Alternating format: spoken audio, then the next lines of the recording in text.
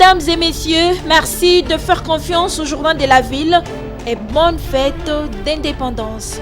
61 ans de l'accession à l'indépendance de la République démocratique du Congo, une messe d'action de grâce a été dite ce 30 juin à la cathédrale Notre-Dame du Congo, messe à laquelle le Premier ministre, plusieurs membres du gouvernement, le gouverneur de la ville ont pris part des cœurs avec le président de la République, Félix Antoine Tshisekedi, pris au travail dans l'est du pays. Le coach de l'ASP Club, Florent Ibenge Ikwangé, est parti du staff technique de cette formation. Il a fait savoir sur son compte Twitter, sans plus de détails. Florent Ibenge était à la tête de la formation V-Club depuis 2012. C'est tout pour les sommaires. Mesdames et messieurs, encore une fois, bienvenue dans ce journal.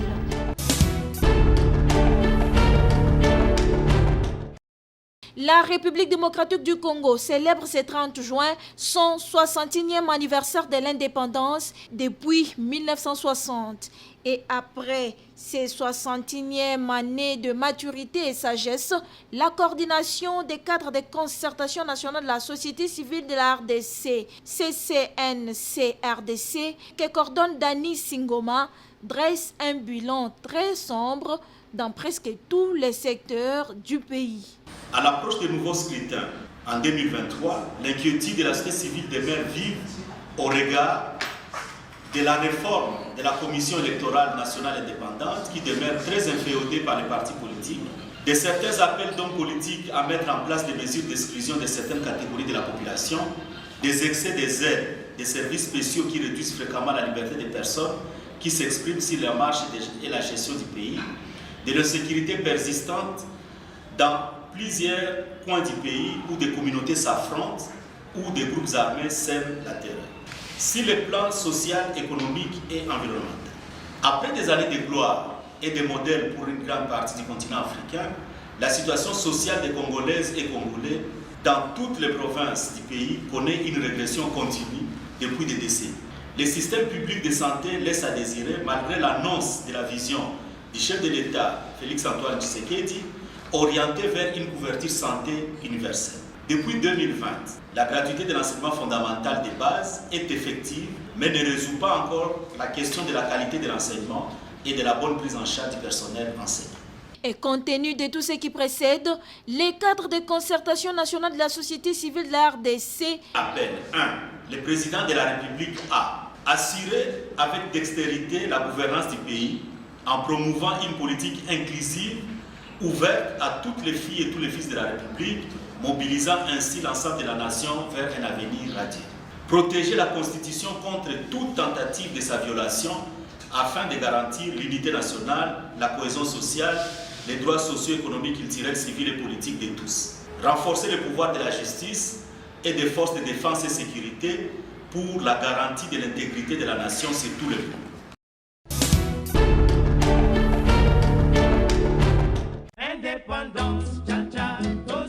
61 ans après l'indépendance de la République démocratique du Congo, l'honorable Jean-Marie Tantoumé, doyen de la société civile, interpelle les dirigeants congolais à prendre conscience de la régression du pays dans tous les secteurs. Nous voudrions interpeller les dirigeants de notre pays, 61 ans après le départ du colon, à bien vouloir prendre conscience du fait qu'il est regrettable que dans tous les secteurs, nous puissions connaître une régression. Les avenues laissées par les colons sont enterrées. L'éducation, le transport, la santé, c'est de la régression. On dirait que les colons se préoccupent plus du social du Congolais que son propre frère qui l'a remplacé. Les Congolais normal mangent une fois les 2 jours et parfois même pas, au point que toutes les activités de réflexion n'ont plus de candidats parce que l'intellectuel, l'instruit, prend tout ce temps à chercher à manger. Le besoin élémentaire a pris le dessus sur l'essentiel. Nous avons cru qu'après la CNS, nous allions redémarrer sur de nouvelles bases. Mais hélas, Cette situation a même poussé le promoteur du bac de lancer une campagne de l'éthique, bonne manière et respect des engagements à Kinshasa. Afin de redonner force à la jeunesse, afin d'interpeller les adultes, parce que tout ce dont nous souffrons est une crise morale. C'est le manque d'éthique, le manque d'esprit d'homme d'État qui font que aujourd'hui tout le monde est dans la misère. Mais qu'à cela ne tienne, Jean-Marie Tantoumé souhaite bonne célébration de l'indépendance de la RDC à tous les Congolais. Bonne célébration du 61e anniversaire, bonne commémoration. Il n'y a pas de fête. Parler de fête, ce serait se moquer du citoyen congolais, du peuple congolais. 61 ans après l'indépendance du Congo, que pouvons-nous retenir du combat politique mené par le héros national Patrice Emery Lumumba et l'actualité politique de l'heure? Toutes ces questions ont fait l'objet d'une conférence de presse tenue ce 29 juin 2021 à Faden House parmi plusieurs partis politiques qui défendent la vision lumumbiste en RDC. Le RPDR, Rassemblement du peuple pour la démocratie et la République. Dans son allocution, le président national Bob Olabwe a tracé l'historique de Patrice Emery Lumumba et dit que la pensée politique de celui-ci était anticoloniale et anti-impériale, après avoir observé une minute de silence à l'honneur de Lumumba. La personnalité mythique et légendaire de Patrice Emery Lumumba, le premier ministre congolais, du panafricanisme, continue toujours à hanter la mémoire historique et universelle. Mais la pensée politique de Lumumba, c'est une pensée anticoloniale, mais aussi anti-impérialiste. Donc partout où la colonisation se manifeste, Lumumba se met debout pour se battre. Le RPDR étant un parti qui lutte pour la démocratie, pour Bob Olabwe, la situation politique de l'heure est caractérisée par des violations multiples de la Constitution et de corruption, d'où il estime que si Lumumba était vivant jusqu'à nos jours, il allait mieux mener ses combats que les autres. La situation politique est caractérisée par de violations multiples de la Constitution par le régime de Félix Tshisekedi. Aujourd'hui, ce régime veut politiser la CENI. Aujourd'hui encore, la sociopolitique est caractérisée par le fait que la corruption est élevée à un certain niveau. Arrivé au jeu des questions et réponses, Bob Olabwe soutient que la RDC n'est pas encore vraiment un État indépendant.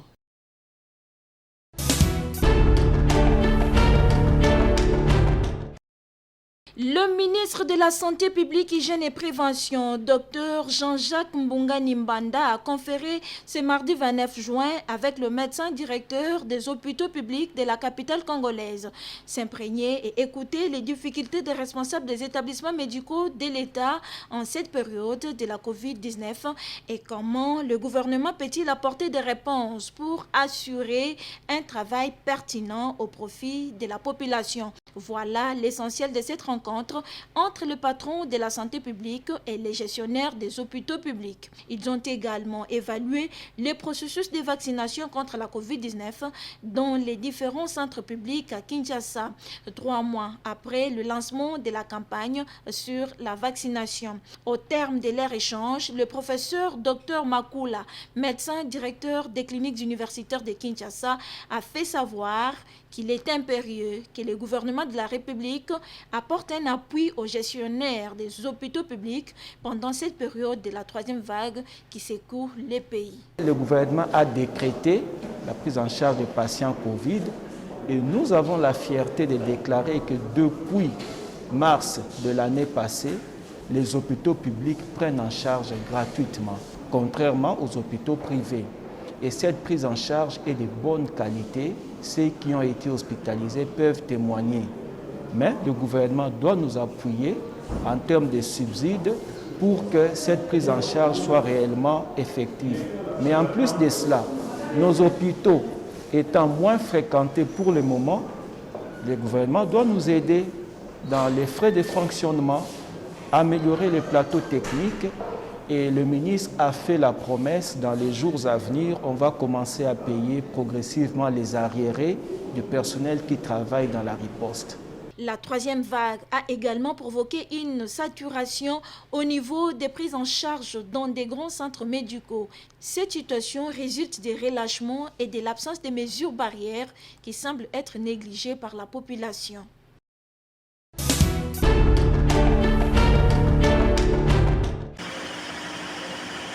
Au troisième jour des essais des nouvelles machines installées à la centrale thermique BD Kananga, les experts de la Société nationale d'électricité SNEL SA ont procédé ce lundi 28 juin, tard dans la soirée, au contrôle des puissances des groupes à vide. Ils ont vérifié la synchronisation des machines au démarrage, tester leur puissance et cela avant de procéder à des simulations de pannes pour juger le comportement de chaque groupe. Les conseillers Ngoï et le coordonnateur provincial se sont exprimés à ce sujet. La volonté de la SNEL, c'est de pouvoir disponibiliser des équipements de qualité, des équipements qui peuvent nécessairement alors servir la population sans toutefois qu'il y ait des inquiétudes. Et surtout, nous avons besoin, c'est qu'on puisse améliorer la qualité. La qualité a en fait dérivé à la SNEL. C'est ainsi que vous voyez là, on est là en train de pouvoir simuler, de pouvoir simuler les pannes, de pouvoir voir si réellement ces groupes peuvent répondre et que les protections qui ont été placées peuvent aussi en fait venir et isoler ou en fait protéger les ressources. Le chef de l'État, quand il avait instruit la direction générale de la SNEL, représenté par M. Jean-Bosco Kayombo, il avait en fait dit à ce que la SNEL puisse tout faire pour améliorer l'alimentation de l'énergie électrique à Kananga.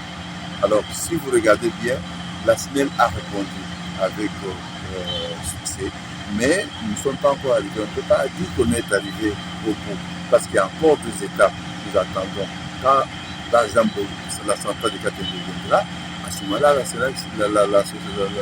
créature sera beaucoup plus en fait à l'aise avec l'arrivée de cela. Mais pour le moment, avec le peu que SNEL vient d'installer, nous disons que la SNEL est en train de prouver qu'elle est en train d'accompagner le chef de l'État dans son programme d'électrification de la République. La SNEL, Kananga, en collège Boissé, vous voyez ça,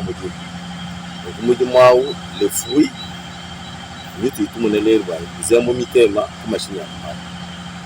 Tout le monde dit ça, c'est capacité qui est tout, par rapport à la matière. Et nous pensons aussi que les clients tout, et puis quand le 10 ans, comme on a machine, tout à fait alimentaire, il doit déjà responder. C'est tout le monde qui a passé, pas mal de gens, tout le monde changer un bout, ils ont fait des foot. Que machine au makala baifuta nzembo vetu machine au kusumba kasoloni kako hapo kwa machine au makala tunyongole machine ya kuchukua.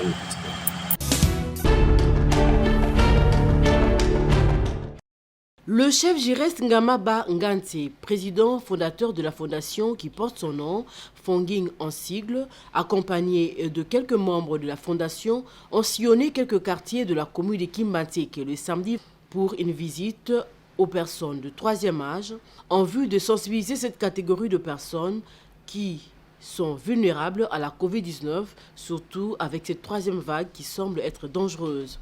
Avant le go au siège de la fondation, la délégation a débuté par la prière avant de se rendre au quartier Ngampani et Mbemba Fundu sur les avenues Ngampani, Ngi, Nkoli, Mboloko, Mbamakoko, dans la commune enclavée et reculée de Kimbanseke. Le chef et son équipe ont bravé le marécage et autres mauvaises conditions. Arrivé chez la première bénéficiaire, Girest Ngamaba a lui-même remis les désinfectants, cache-nez et une enveloppe. Il a circonscrit le sens de sa motivation.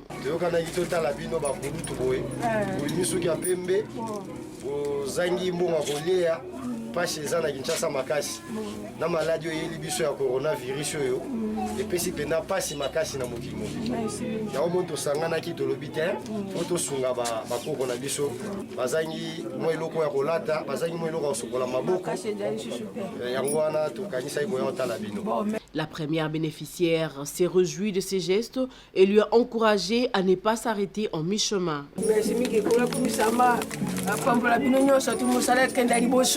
La deuxième, après avoir tout réceptionné, le président de la Fonging lui a même montré l'usage de ces gels et lui a fait porter le masque. Sa fille, très touchée par cet acte, a avoué que cette enveloppe servira aux soins de sa mère malade. Merci.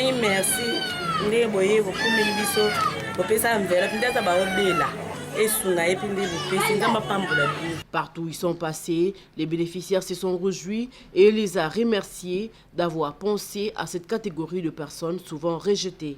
On a remercié Bino pour reconnaître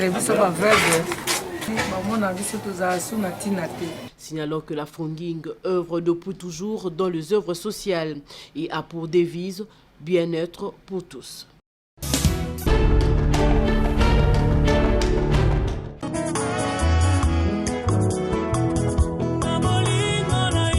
La famille Bontongo a la profonde douleur d'informer les amis et connaissances les décès de leurs fils, père, oncle, beau-père, grand-père et arrière-grand-père Gabriel et Taka Bontongo, décès survenu le 26 juin 2021.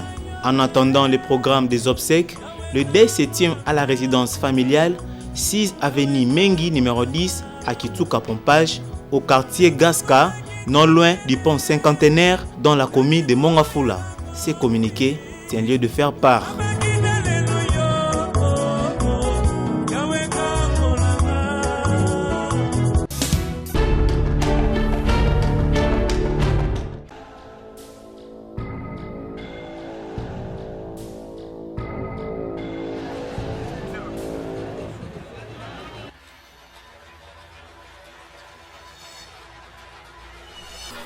Maman, par ici. Oh, bonjour. Bonjour papa. Présenté. Ngai comme ngai madame maman Mbali Osombo nazali commerçante. Comme la Ngaziza, sa commerçante, Où sont vos marchandises? Elles sont là.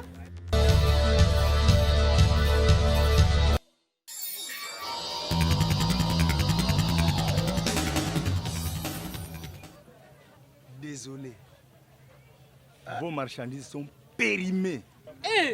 Et lesquelles là? Oui. Je lui avais dit. C'est périmé. C'est triste. J'ai bien dit, vos marchandises, yayo na yaye, elles sont impropres à la consommation. Aïe, ça tout pour. Papa, tout solo là. Faisons un arrangement à l'amiable. Veut dire? Faire la coopération bilatérale. Donc, coopération gagnant-gagnaka. Ah, vous avez des termes, hein? J'ai bien dit, vos marchandises sont avariées, périmées, et relécatées. Fin mission. Gaou. Chef, les marchandises sont avariées. Gaou. Chef. Avarié ne tue pas les Congolais. Congolais kufaka na microbite. Tikanga na solo la na bango. Allons tout droit au but. Nous on a un kilo. Et bene kutu pete. Yanga mpe mosusu yango. Biso na biso tokende kobomana na ndenge nini wana. Yo kutu tiko tak. Tako tiko. Vous êtes sauvage, hein? Allez, venez avec moi dans mon bureau. Chers compatriotes, la corruption favorise la mise sur marché des produits périmés. Pour une alimentation saine, combattons-la. Ceci est un message du RECIC, réseau d'éducation civique au Congo, avec l'appui de 11-11-11.